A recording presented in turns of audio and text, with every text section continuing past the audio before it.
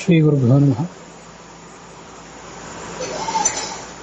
ಮಹಾಭಾರತ ಪ್ರವಚನ ಸರಣಿಯಲ್ಲಿ ನಾವು ಇವತ್ತು ನೋಡಬೇಕಾಗಿರುವಂಥದ್ದು 1186ನೇ ಅನುಶಾಸನ ಪರ್ವದ 119ನೇ ಭಾಗವನ್ನು. ಟಿ ಆರ್ ಕೃಷ್ಣಾಚಾರ್ಯರ ಪಾಠದಲ್ಲಿ ಈಗ ನಾವು ನೋಡಬೇಕಾಗಿರುವಂಥದ್ದು 137ನೇ ಅಧ್ಯಾಯ. ವೈಷ್ಣವ ಪಾಠದಲ್ಲಿ 132ನೇ ಅಧ್ಯಾಯ. ಉತ್ತರ ಭಾರತದ ಗೀತಾ ಪ್ರೆಸ್ಸಿನ ಪಾಠದಲ್ಲಿ 90ನೇ ಅಧ್ಯಾಯ.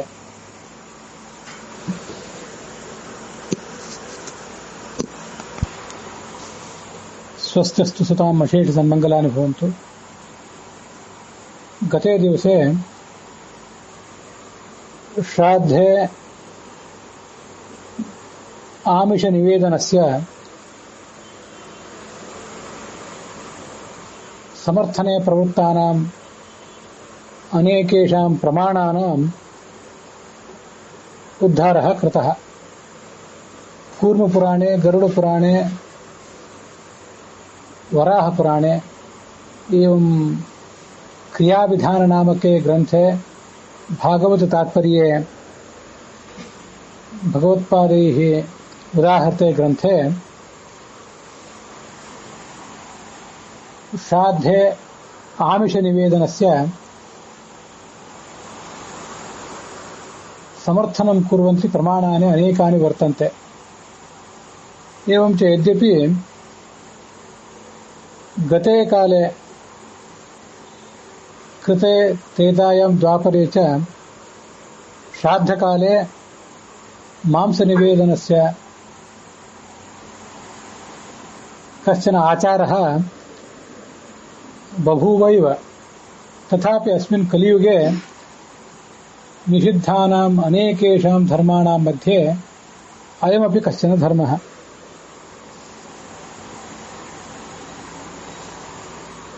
ಯುಧಿಷ್ಠಿರ ಹೀಗೆ ಕೇಳಿದ ಭೀಷ್ಮರನ್ನ,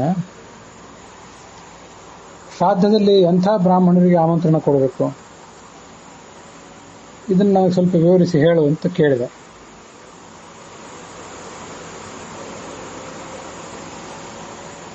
ಅದಕ್ಕೆ ಭೀಷ್ಮರು ಹೇಳಿದರು, ಈ ದೇವತಾ ಕಾರ್ಯ ನಡೆದಾಗ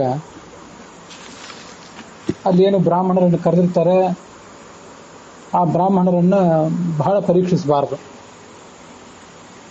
ಆದರೆ ಈ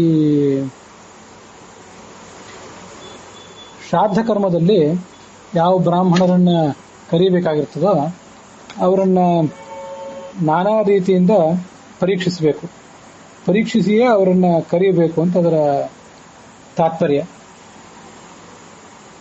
ದೇವತಾ ಪೂಜಯಂತೀಹ ದೈವೇನೈವೇಹ ತೇಜಸ. ದೇವತೆಗಳು ಸ್ವಯಂ ಮಹಾ ತೇಜಸ್ವಿಗಳಾಗಿದ್ದರೂ ಕೂಡ ಈ ಬ್ರಾಹ್ಮಣರನ್ನ ಅವರು ಪೂಜಿಸ್ತಾರೆ, ಅರ್ಥಾತ್ ಗೌರವಿಸ್ತಾರೆ. ಹೀಗೆ ದೇವತೆಗಳ ಗೌರವಕ್ಕೆ ಪಾತ್ರರಾದಂತಹ ಈ ಬ್ರಾಹ್ಮಣರೇನಿದ್ದಾರೆ ಅಂಥ ಬ್ರಾಹ್ಮಣರನ್ನ ಈ ಶ್ರಾದ್ದದಲ್ಲಿ ಭೋಜನಕ್ಕಾಗಿ ಕರೆಯಬೇಕು.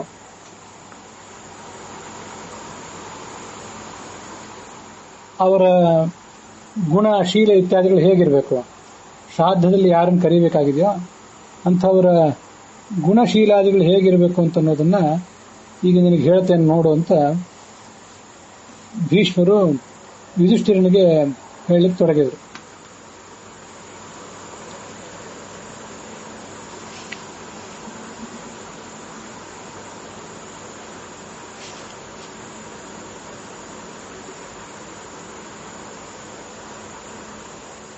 ಕೆಲವರು ಈ ಬ್ರಾಹ್ಮಣರಲ್ಲಿ ಪಂಕ್ತಿ ದೂಷಕರಾಗಿರ್ತಾರೆ. ಅವರು ಬಂದು ಕೂತ್ರೆ ಅಂಥವರಿಂದ ಇಡೀ ಪಂಕ್ತಿಯೆಲ್ಲ ಅಶುಚಿ ಆಗ್ತದೆ, ಮೈಲಿಗೆಯನ್ನು ಹೊಂದುತ್ತದೆ. ಮತ್ತೆ ಕೆಲವರು ಪಂಕ್ತಿ ಪಾವನರಾಗಿರ್ತಾರೆ. ತಾವು ಬಂದು ಕೂತ ಮಾತ್ರದಿಂದ ಆ ಇಡೀ ಪರಿಸರವನ್ನ, ಅಲ್ಲಿರುವಂತಹ ಪಂಕ್ತಿಯನ್ನ ಅವರು ಶುದ್ಧಗೊಳಿಸುವಂತಹವರಾಗಿರ್ತಾರೆ. ಇನ್ನು ಕೆಲವರು ಅಪಾಂಕ್ತಿಯರಾಗಿರ್ತಾರೆ. ಪಂಕ್ತಿ ದೂಷಾಹ ಪಂಕ್ತಿ ಪಾವನಾಹ ಏವಂ ಅಪಾಂಕ್ತೇಯಾಹ. ಇಷ್ಟು ಜನ ಇರ್ತಾರೆ. ಅವರನ್ನೆಲ್ಲ ಈಗ ನಿನಗೆ ಹೇಳ್ತೇನೆ ಕೇಳು. ಅಪಾಂಕ್ತೇಯರು ಅಂದ್ರೆ ಪಂಕ್ತಿಗೆ ಅನರ್ಹರು. ಪಂಕ್ತಿ ದೂಷಕರು ಅಂತಂದ್ರೆ ಅಲ್ಲಿ ಬಂದ ಕಾರಣದಿಂದ ಪಂಕ್ತಿಯನ್ನೆಲ್ಲ ಹಾಳು ಮಾಡುವಂಥವ್ರು ಅಂತ ಒಂದರ್ಥ. ಅಪಾಂಕ್ತೇಯರು ಅಂದ್ರೆ ಅವ್ರನ್ನ ಇಲ್ಲಿ ಕರೀಲೇಬಾರದು ಅಂತ ಹೀಗಾದ್ರ ಅರ್ಥ.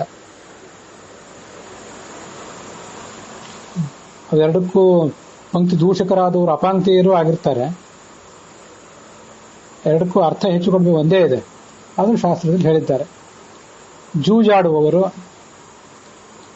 ಭ್ರೂಣ ಹತ್ಯೆ ಮಾಡುವಂಥವ್ರು. ಕಿತವ ಅಂತ ಶಬ್ದ ಇದೆ. ಜೂಜಾಡುವವರು ಆಗಬಹುದು, ಮೋಸ ಮಾಡುವವರು ಆಗಬಹುದು. ಭ್ರೂಣವನ್ನ ಹತ್ಯೆ ಮಾಡಿದಂಥ ದೋಷವುಳ್ಳವರು,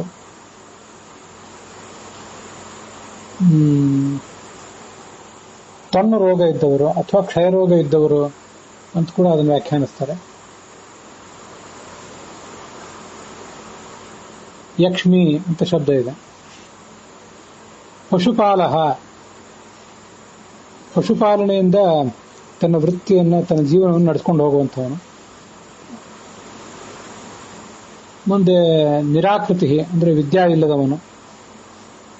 ಗ್ರಾಮ ಸೇವಕನಾದವನು, ಗ್ರಾಮ ಪ್ರೇಷ್ಯ ಅಂತ ಕ್ಷುದ್ರನಾದವನನ್ನ ಕರೆಯಬಾರದು. ವಾರ್ಧುಷಿಕ, ಬಡ್ಡಿಯ ಹಣದಿಂದ ಜೀವನ ಮಾಡುವಂಥವನಿರ್ತಾನೆ, ಅವನನ್ನು ಕೂಡ ಶ್ರಾದ್ದದಲ್ಲಿ ಕರೆಯಬಾರದು. ಗಾಯನ, ಸಂಗೀತವನ್ನು ಹಾಡಿಕೊಂಡು ಜೀವನವನ್ನು ನಡೆಸುವಂಥವನು, ಸಂಗೀತಗಾರ. ಮಾರಬೇಕಾದಾಗ ಏನನ್ನು ಮಾರಬೇಕು ಏನನ್ನು ಮಾರಬಾರದು ಅಂತ ಆಲೋಚನೆ ಮಾಡದೆ ಎಲ್ಲವನ್ನೂ ಮಾರುವಂಥವನು. ಮನೆಗೆ ಬೆಂಕಿ ಹಚ್ಚಿದವನು, ವಿರೋಧಿಗಳಿಗೆ ವಿಷ ಕೊಟ್ಟವನು.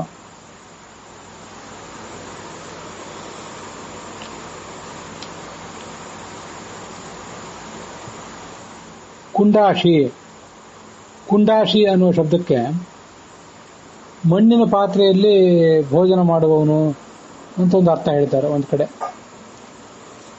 ಆ ಕುಂಡಾಶಿ ಅಂತ ಅನ್ನೋದಕ್ಕೆ ಬೇರೆ ಒಂದು ಅರ್ಥವನ್ನ ಇನ್ನೊಂದು ಅನುವಾದದಲ್ಲಿ ಹೇಳ್ತಾರೆ. ಕುಂಡ ಅಂದ್ರೆ ಗಂಡ ಬದುಕಿದ್ದಾಗಲೇ ಒಬ್ಬ ಸ್ತ್ರೀಯಲ್ಲಿ ಪರಪುರುಷನಿಂದ ಒಬ್ಬ ವ್ಯಕ್ತಿ ಹುಟ್ಟಿದ್ರೆ ಆತನನ್ನು ಕುಂಡ ಅನ್ಬೇಕು.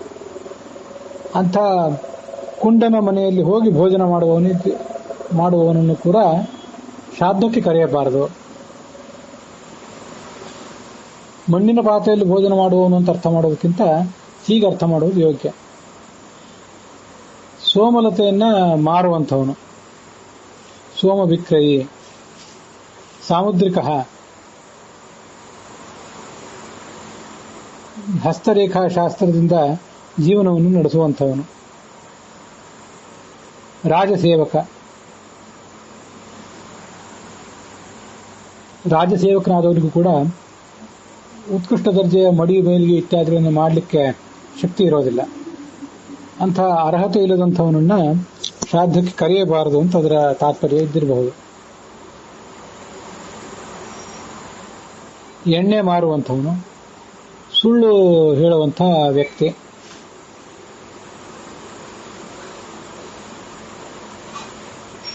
ಸುಳ್ಳು ಸಾಕ್ಷಿ ಹೇಳುವವನಂತೂ ಆಗಬಹುದು.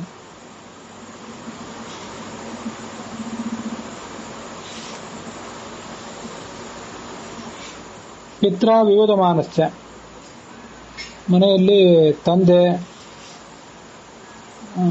ಅವನ ಜೊತೆ ಜಗಳ ಮಾಡುವಂಥವನು. ತಂದೆ ಅಂತ ಅನ್ನೋದಕ್ಕೆ ಜೊತೆಗೆ ತಾಯಿಯ ಜೊತೆಗೆ ಅಂತ ಕೂಡ ತಿಳ್ಕೊಳ್ಬಹುದು. ತಾಯಿಯ ಜೊತೆಗೆ ಜಗಳ ಮಾಡುವವನನ್ನ ಮತ್ತೆ ತಂದೆಯ ಜೊತೆಗೆ ಜಗಳ ಮಾಡುವವನನ್ನ ಶ್ರಾದ್ದಕ್ಕೆ ಕರೀಬಾರದು ಅಂತ ಅದರ ತಾತ್ಪರ್ಯ.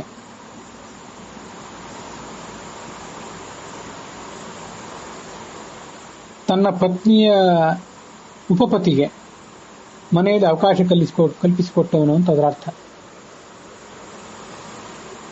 ತನಗೆ ಪತ್ನಿ ಇದ್ದಾಳೆ, ಅವಳು ವಿಚಾರಣೆಯಾಗಿದ್ದಾಳೆ, ಅವಳು ಉಪಪತಿ, ಅವಳನ್ನು ಬಯಸಿ ಬರುವಂತಹ ಮತ್ತೊಬ್ಬರಿಗೆ ತನ್ನ ಮನೆಯಲ್ಲಿ ಆಶ್ರಯ ಕೊಟ್ಟವನು. ಒಟ್ಟಾರೆ ಈ ನಿಂದಿತವಾದಂತಹ ವ್ಯಾಪಾರವನ್ನ, ಅನೈತಿಕ ವ್ಯಾಪಾರವನ್ನ ಪ್ರೋತ್ಸಾಹಿಸುವವನು ಅಂತ ಅದರ ಅರ್ಥ.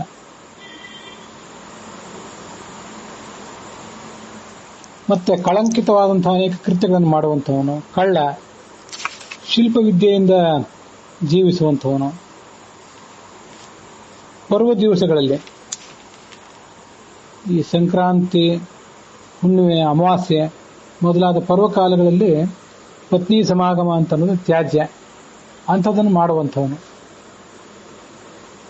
ಚಾಡಿ ಹೇಳುವಂಥವನು, ಮಿತ್ರದ್ರೋಹಿಯಾದವನು, ಪರಸ್ತ್ರೀ ಲಂಪಟನಾದವನು, ಯಾರು ವ್ರತಹೀನರಾಗಿರ್ತಾರೆ ಅಂಥವರಿಗೆ ಉಪದೇಶ ಮಾಡುವಂಥವನು,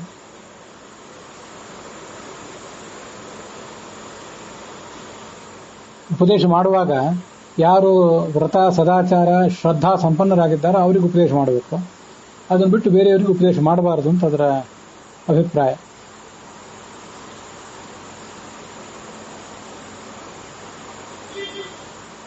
ಯಾವಾಗಲೂ ಆಯುಧವನ್ನು ಹಿಡಿದಂಥವನು, ಆಯುಧವನ್ನು ತಯಾರಿಸುವವನು ಅಂತನೂ ಅರ್ಥ ಹೇಳ್ತಾರೆ.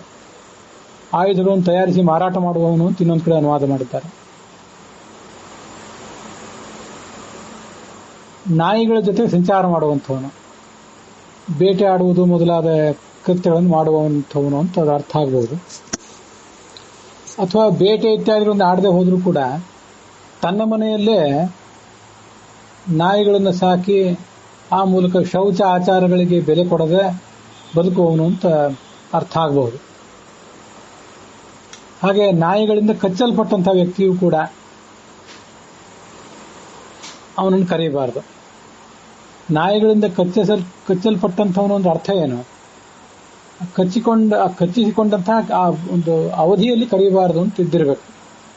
ಆಕಸ್ಮಿಕವಾಗಿ ಯಾರೋ ಒಬ್ಬರನ್ನ ಸದಾಚಾರಿಯಾದವನನ್ನು ಕೂಡ ನಾಯಿ ಕಚ್ಚಿ ಆ ಮೂಲಕ ಅದರಿಂದ ಅವನಿಗೆ ಆದಂತಹ ಸಮಸ್ಯೆ ಇದೆಲ್ಲ ಪರಿಹೃತ ಆದ ಮೇಲೂ ಕೂಡ ಹಿಂದೆ ಯಾವುದೋ 10 ವರ್ಷದ ಹಿಂದೆ ನಿನಗೆ ನಾಯಿ ಕಚ್ಚಿತ್ತು, ಅದರಿಂದ ನಿನ್ನನ್ನು ನಾನು ಶ್ರಾದ್ದಕ್ಕೆ ಕರೆಯಬಾರದು ಅಂತ ಸದಾಚಾರಿಯಾದಂತಹ ವ್ಯಕ್ತಿಯನ್ನು ಕೂಡ ತಿರಸ್ಕರಿಸಬಾರದು. ನಾಯಿ ಕಚ್ಚಿಸಿಕೊಂಡ ಆ ಒಂದು ಅವಧಿಯಲ್ಲಿ, ಅದಕ್ಕೊಂದು ನಿರ್ದಿಷ್ಟ ಅವಧಿಯನ್ನು ವೈದ್ಯರು ಹೇಳಿರ್ತಾರೆ, ಅದರಿಂದ ರೋಗ ಹರಡಬಹುದಾದಂತಹ ಒಂದು ಅವಧಿಯನ್ನ ಆವಾಗ ಅಂತ ಅದನ್ನು ತಿಳ್ಕೊಳ್ಬಹುದು ನಾವು. ಅಣ್ಣನ ವಿವಾಹ ಆಗದೆ ವಿವಾಹ ಮಾಡಿಕೊಂಡಿರುವಂತಹ ತಮ್ಮ, ಮತ್ತೆ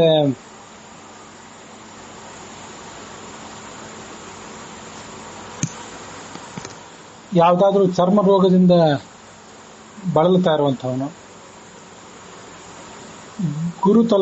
ಗುರುವಿನ ಪತ್ನಿ ಮೇಲೆ ಕಣ್ಣು ಹಾಕಿದವನು, ನಾಟಕಗಳಲ್ಲಿ ವೇಷಾಂತರಗಳನ್ನ, ಅಭಿನಯಗಳನ್ನ ಮಾಡ್ತಾ ಆ ಮೂಲಕವಾಗಿ ಬದುಕುವಂಥವನು, ನಾಟಕ ಅಥವಾ ಮತ್ಯಾವುದೇ ಆಧುನಿಕ ನಾಟಕಗಳು, ನಾಟಕದ ಆಧುನಿಕ ರೂಪಗಳು, ಅವುಗಳಲ್ಲಿ ವೃತ್ತಿಯನ್ನ ಕಂಡುಕೊಂಡು ಆ ರೀತಿಯಿಂದ ಬದುಕುವವನು ಅಂತ ಅರ್ಥ. ದೇವಸ್ಥಾನದ ಪೂಜೆಯಿಂದ ಬದುಕುವಂಥವನು, ಆ ಪೂಜೆಯನ್ನು ಅವಲಂಬಿಸಿ ಬದುಕುವವನು ಅಂತ ಅರ್ಥ. ನಕ್ಷತ್ರಗಳ ಫಲವನ್ನು ಹೇಳಿ ಅದರಿಂದ ಬದುಕುವಂಥವನು, ನಕ್ಷತ್ರ ಎಷ್ಟು ಜೀವತಿ, ಜ್ಯೋತಿಷಿಗಳನ್ನು ಕರೀಬಾರದು ಅಂತ ಅದರ ಅರ್ಥ ಆಗ್ತದೆ. ಇದೆಲ್ಲವನ್ನು ದುಡ್ಡಿಗಾಗಿ ಮಾಡುವಂಥವ್ರು ಯಾರಿರ್ತಾರೆ ಅವರಿಂದ ದೂರ ಇರಬೇಕು. ಇದನ್ನೊಂದು ಧರ್ಮ ಅಂತ ಆಚರಣೆ ಮಾಡುವವರು ಯಾರು ಇರ್ತಾರಲ್ಲ ಅವರನ್ನು ಗೌರವಿಸಬೇಕು ಅಂತ ಹೀಗೆ ಗೊತ್ತಾಗ್ತದೆ. ಇವರೆಲ್ಲ ಪಂಕ್ತಿ ದೂಷಕರಾದಂಥ ವ್ಯಕ್ತಿಗಳಾಗಿದ್ದಾರೆ. ಇವರು ತಿಂದಂಥ ಅನ್ನ ಇವರ ಮೂಲಕ ದೇವತೆಗಳಿಗೆ ಹೋಗೋದಿಲ್ಲ, ಇದೆಲ್ಲ ರಾಕ್ಷಸರಿಗೆ ಹೋಗಿ ತಲುಪ್ತದೆ.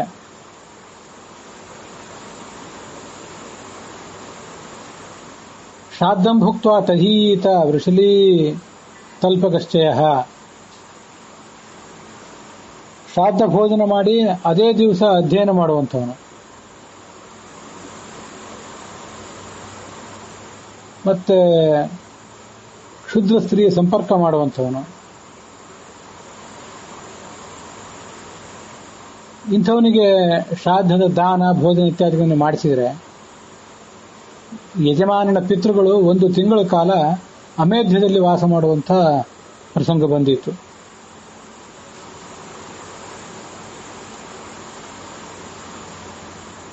ಶ್ರಾದ್ದಕ್ಕೆ ಬಂದ ಮೇಲೆ ಆವತ್ತಿನ ದಿವಸದಲ್ಲೇ ಅಧ್ಯಯನ ಮಾಡಬಾರದು ಅಂತ ಹೀಗೆ ಈ ಮಾತು ಕೇಳಿದಂತಾಗ್ತದೆ.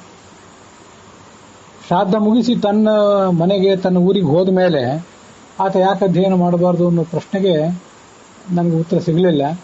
ಅದ್ರ ಬಗ್ಗೆ ಮತ್ತೊಂದ್ಸರಿ ಆಲೋಚನೆ ಮಾಡಿ ಹೇಳ್ತೇನೆ.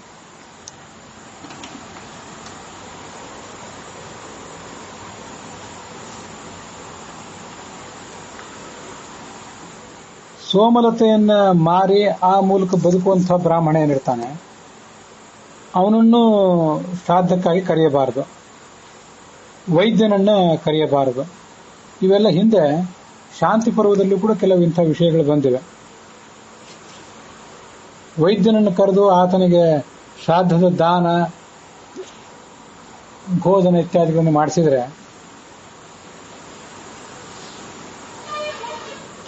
ಪಿತೃಗಳಿಗೆ ಕೀವು, ರಕ್ತ ಇತ್ಯಾದಿಗಳಲ್ಲಿ ವಾಸ ಮಾಡಿಸಿದಂತ ಆಗ್ತದೆ. ಮಹಾ ಅನರ್ಥ ಇದೆ ಅದರಿಂದ. ಸಂಬಳಕ್ಕಾಗಿ ದೇವರ ಪೂಜೆ ಮಾಡುವಂತಹ ವ್ಯಕ್ತಿಗೆ ಶ್ರಾದ್ದ ಇತ್ಯಾದಿ ದಾನವನ್ನು ಮಾಡಿದರೆ ಮಾಡಿದ ಶ್ರಾದ್ದ ಆ ಫಲ ಎಲ್ಲ ನಷ್ಟವಾಗ್ತದೆ. ಬಡ್ಡಿಯಿಂದ ಜೀವನ ನಡೆಸುವಂಥವನಿಗೆ ಶ್ರಾದ್ದ ಭೋಜನ ಮಾಡಿಸಿದ್ರೆ ಅಪ್ರತಿಷ್ಠಂಶ ವಾರ್ಧಕ್ಕೆ ಬೇಗ ನಾಶ ಆಗಿ ಹೋಗ್ತದೆ, ಮಾಡಿದ್ದು ಹಾಳಾಗಿ ಹೋಗ್ತದೆ ಅಂತ ಅಭಿಪ್ರಾಯ.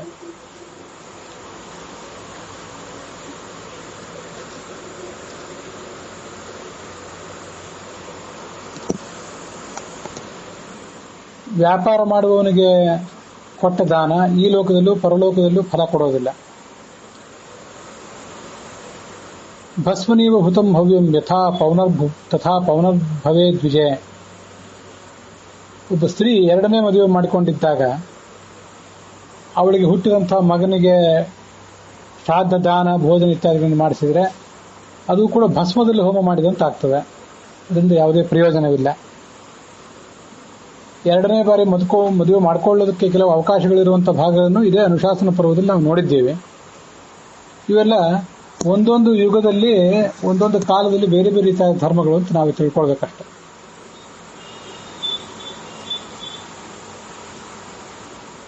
ಧರ್ಮಹೀನರಾದವರು, ಚಾರಿತ್ರ್ಯಹೀನರಾದವರು ಇಂಥವರಿಗೆ ಕೊಡುವ ದಾನ ಧರ್ಮಗಳು ಪರಲೋಕದಲ್ಲಿ ಯಾವುದೇ ಫಲ ಕೊಡೋದಿಲ್ಲ, ಎಲ್ಲ ಹಾಳಾಗಿ ಹೋಗ್ತವೆ. ಜ್ಞಾನಪೂರ್ವಂತೂ ಏಭ್ಯ ಪ್ರಯಚ್ಛಂತಿ ಅಲ್ಪಬುದ್ಧಯ. ಎಲ್ಲ ಗೊತ್ತಿದ್ದು ಪಂಕ್ತಿ ದೂಷಕರಾದಂಥವ್ರನ್ನ ಭೋಜನಕ್ಕೆ ಕರೆದರೆ ಆ ಯಜಮಾನನ ಪಿತೃಗಳು ಈ ಮಲವನ್ನೇ ತಿನ್ನುವಂಥ ಪ್ರಸಂಗ ಬರ್ತದೆ. ಪುರೀಶಂ ಭುಂಜತೆ ತೇಷಾಂ ಅಂತಂದ್ರೆ ಕೊಟ್ಟವರ ಈ ಯಜಮಾನರ ಮಲವನ್ನಂತೂ ಆಗಬಹುದು, ಅಥವಾ ಯಜಮಾನರು ಯಾವ ಅಯೋಗ್ಯರನ್ನ ಶ್ರಾದ್ದಕ್ಕೆ ಕರೆದಿದ್ರಲ್ಲ ಅವರ ಮಲವನ್ನಂತೂ ಕೂಡ ಆಗಬಹುದು.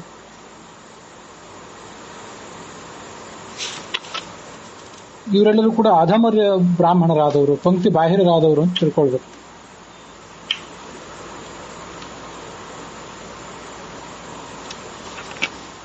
ಶೂದ್ರಾಣಾಂ ಉಪದೇಶಂ ಚ ಯೇ ಕುರುವಂತೆ ಅಲ್ಪಚೇತಸಃ. ಹಾಗೇನೆ ಸಂಸ್ಕಾರರಹಿತರಾದಂತಹ, ಅಧಿಕಾರರಹಿತರಾದಂತಹ ಶೂದ್ರಾದಿಗಳಿಗೆ ಉಪದೇಶ ಮಾಡುವಂಥವನು ಕೂಡ ಯಾವುದೇ ರೀತಿಯಾದಂತಹ ಅರ್ಹತೆಯನ್ನು ಪಡ್ಕೊಂಡಿರೋದಿಲ್ಲ. ಅವನನ್ನು ಪಂಕ್ತಿ ಬಾಹಿರ ಅಂತ ಪರಿಗಣಿಸಬೇಕು. ಷಷ್ಟಿಂ ಕಾಣ ಶತಂ ಷಂಡಃ ಶ್ವಿತ್ರಿ ಯಾವತ್ ಪ್ರಪಶ್ಯತೆ ಪಂಕ್ತ್ಯಾಂ ಸಮುಪವಿಷ್ಟಾಯಾಂ ತಾವತ್ ದೂಷಯತೆ ನೃಪ.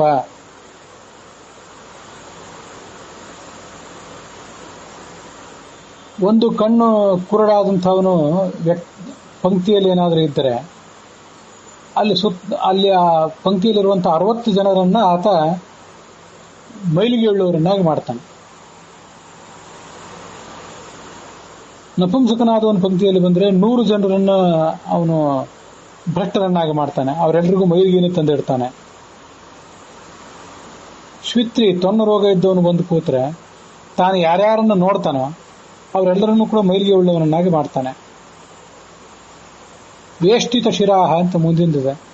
ತಲೆಗೆ ರುಮಾಲು, ಮುಂಡಾಸು ಮೊದಲಾದನ್ನೆಲ್ಲ ಕಟ್ಟಿಕೊಂಡು ಮಾಡುವಂತ ಶ್ರಾದ್ದ ಇರ್ತದಲ್ಲ, ಅಥವಾ ದಕ್ಷಿಣಕ್ಕೆ ಮುಖ ಮಾಡಿಕೊಂಡು ಮಾಡುವ ಭೋಜನ, ಸೋಪಾನತ್ಕಶ್ಚ ಚಪ್ಪಲಿ ಹಾಕಿಕೊಂಡು ಮಾಡುವ ಭೋಜನ, ಇದೆಲ್ಲವೂ ಕೂಡ ಅಸುರರ ಅಭ್ಯಾಸಗಳು, ಸತ್ಪುರುಷರ ಅಭ್ಯಾಸ ಇದಲ್ಲ.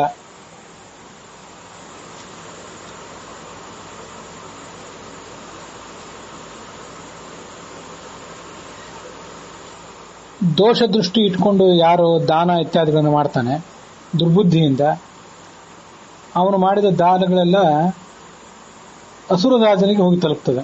ಸರ್ವಂತದ ಅಸುರೇಂದ್ರಾಯ ಬ್ರಹ್ಮ ಭಾಗಂ ಅಕಲ್ಪಯತ. ದೇವತೆಗಳಿಗೆ ಸೇರುವುದಲ್ಲ ಇದು, ದೇವತೆಗಳಿಗೆ ಸೇರ್ತದೆ, ದೈತ್ಯರಿಗೆ ಸೇರ್ತದೆ ಅಂತ ಹೇಳಿ ಚತುರ್ಮುಖ ಬ್ರಹ್ಮನೇ ಒಂದು ವ್ಯವಸ್ಥೆ ಮಾಡಿಕೊಟ್ಟಿದ್ದಾನೆ.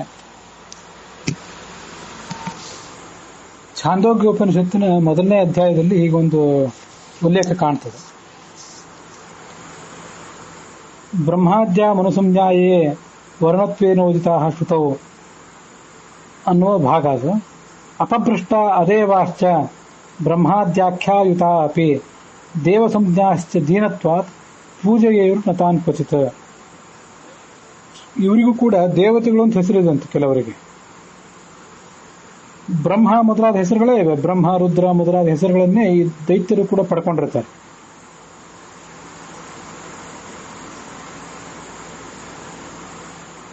ಇವರು ನಾವು ಕೊಟ್ಟಂಥ ಸರಿಯಾದ ಅನುಸಂಧಾನವಿಲ್ಲದಿರುವಂತಹ ಆಹುತಿಗಳನ್ನು ಸ್ವೀಕಾರ ಮಾಡ್ತಾರೆ. ಈ ಭಗವಂತ ಶ್ರೇಷ್ಠನಾಗಿದ್ದಾನೆ, ಅವನ ಪರಿವಾರ ದೇವತೆಗಳು ಎಲ್ಲರೂ ಅನ್ನುವಂಥ ಅನುಸಂಧಾನ ಇದ್ದರೆ ಆಗ ಅದು ಬ್ರಹ್ಮಾದಿ ದೇವತೆಗಳಿಗೆ ಹೋಗಿ ತಲುಪ್ತದೆ. ಈ ಅನುಸಂಧಾನವಿಲ್ಲದೆ ನಾವೇನಾದರೂ ಕೊಟ್ಟದ್ದಾದ್ರೆ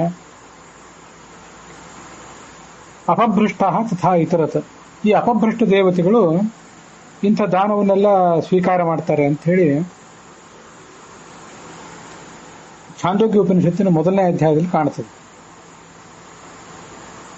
ಅಸೂಯತಾ ಚೇದ್ದತ್ತಂ ಯಚ್ಚ ಶ್ರದ್ಧಾ ವಿವರ್ಜಿತಂ. ಶ್ರದ್ಧಾ ಇಲ್ಲದೆ ಮಾಡುವಂಥ ದಾನ, ಸರಿಯಾದ ಅನುಸಂಧಾನ ಇಲ್ಲದೆ ಮಾಡುವಂಥ ದಾನ, ಅದೆಲ್ಲ ದೈತ್ಯರಿಗೆ ಹೋಗಿ ತಲುಪ್ತದೆ ಅಂತ ಮಹಾಭಾರತ ಇಲ್ಲಿ ಹೇಳುವುದು ಮತ್ತೆ ಛಾಂದೋಗ್ಯ ಉಪನಿಷತ್ತು ಹೇಳುವುದು ಕೂಡ ಇವೆರಡೂ ಸಮಾನವಾಗಿವೆ. ಅಂತೂ ವಿಧಿಪೂರ್ವಕವಾಗಿ ಮಾಡಿದರೆ ಅದು ದೇವತೆಗಳಿಗೆ ತಲುಪ್ತದೆ, ಅವಿಧಿಪೂರ್ವಕವಾಗಿ ಮಾಡಿದರೆ ಅದೆಲ್ಲವೂ ಕೂಡ ದೈತ್ಯರಿಗೆ ತಲುಪ್ತದೆ ಅಂತ ನಾವು ತಿಳಿದುಕೊಳ್ಬೇಕು. ಗೀತಾ ತಾತ್ಪರ್ಯ 17ನೇ ಅಧ್ಯಾಯ 16ನೇ ಶ್ಲೋಕದಲ್ಲೂ ಕೂಡ ಇಂಥದೊಂದು ಉಲ್ಲೇಖ ನಮಗೆ ಕಾಣಿಸ್ತದೆ. ಇದು ರಾಜಸ ಯಾಗದ ಫಲವನ್ನ ಹೇಳುವಂಥ ಒಂದು ಭಾಗ. ಸಾತ್ವಿಕ ಯಜ್ಞ, ರಾಜಸ ಯಜ್ಞ, ತಾಮಸ ಯಜ್ಞ ಇತ್ಯಾದಿಗಳನ್ನ ಅಲ್ಲಿ ವರ್ಣನೆ ಮಾಡಿದ್ದಾರೆ.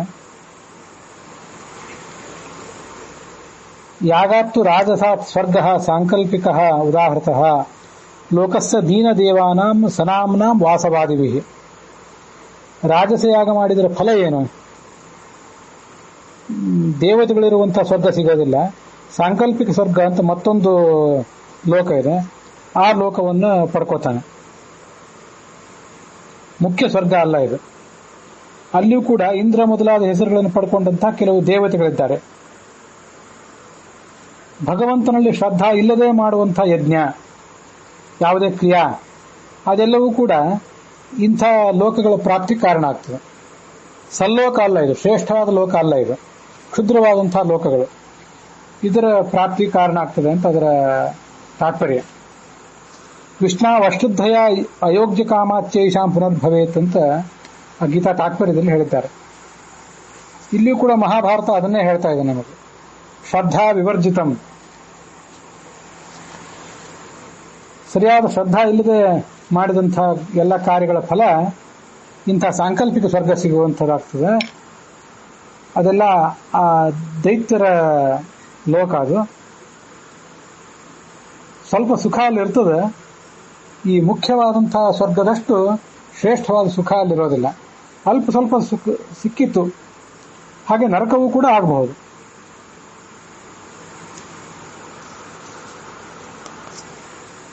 ಹೀಗೆ ಈ ಶ್ರದ್ಧಾ ವಿವರ್ಜಿತವಾದಂತಹ ಶ್ರಾದ್ದವನ್ನ ನಾವು ಮಾಡಿದರೆ ಅದು ದೈತ್ಯರಿಗೆ ತಲುಪ್ತದೆ ಅನ್ನುವಂಥದ್ದೇನಿದೆ ಛಾಂದೋಗ್ಯೋಪನಿಷತ್ತಿನ ಮೊದಲನೇ ಅಧ್ಯಾಯಕ್ಕನುಸಾರವಾಗಿ, ಹಾಗೆ ಗೀತಾ ತಾತ್ಪರ್ಯದ 17ನೇ ಅಧ್ಯಾಯದ 16ನೇ ಶ್ಲೋಕಕ್ಕನುಸಾರವಾಗಿ ನಾವು ತಿಳಿದುಕೊಳ್ಬೇಕು. ಸರ್ವಂ ತದ್ ಅಸುರೇಂದ್ರಾಯ ಬ್ರಹ್ಮ ಭಾಗಮಕಲ್ಪಯತ್.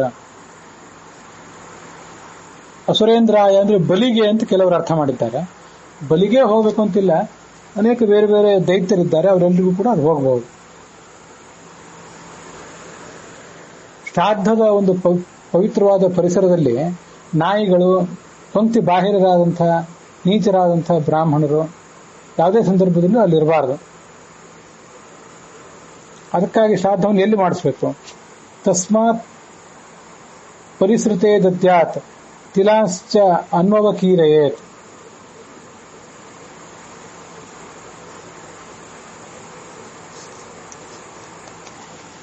ಪರಿಸೃತೆ ಅಂತ ಕೆಲವು ಕಡೆ ಪಾಠ ಇದೆ. ಪರಿಸೃತೆ ಅಂತ ಪಾಠಕ್ಕಿಂತಲೂ ಪರಿವೃತೆ, ಸುತ್ತಲೂ ಆವೃತವಾಗಿರಬೇಕು, ಗೋಡೆ ಇತ್ಯಾದಿಗಳಿರಬೇಕು.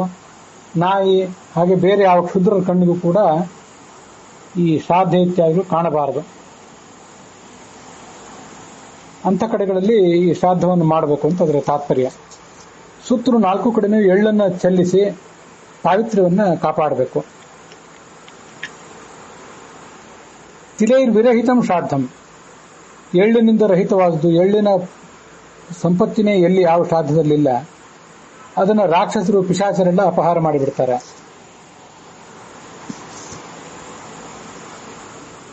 ಅಪಾಂಕ್ತಃ ಯಾವತಃ ಪಾಂಕ್ತಾನ್ ಭುಂಜಾನಾನ್ ಅನುಪಶ್ಯತಿ ತಾವತ್ ಫಲಾನ್ ಭ್ರಂಶಯತಿ ದಾತಾರಂ ತಸ್ಯ ಬಾಲಿಶಂ. ಪಂಕ್ತಿ ಬಾಹಿರನಾದವನು ಪಂಕ್ತಿಯಲ್ಲಿ ಕೂತ್ಕೊಂಡು ಎಷ್ಟು ಜನರನ್ನ ಅಲ್ಲಿ ನೋಡ್ತಾನೋ ಅಷ್ಟು ಜನ ಎಲ್ಲ ಅಲ್ಲಿ ಬಂದು ಸೇರಿದ್ದರಿಂದ ಈ ಯಜಮಾನನಿಗೆ ಏನೊಂದು ಪುಣ್ಯ ಪ್ರಾಪ್ತ ಆಗಬೇಕಾಗಿತ್ತು, ಆ ಪುಣ್ಯದ ಬದಲು ಪಾಪ ಅವನಿಗೆ ಬಂದು ಸೇರುವಂತ ಆಗ್ತದೆ.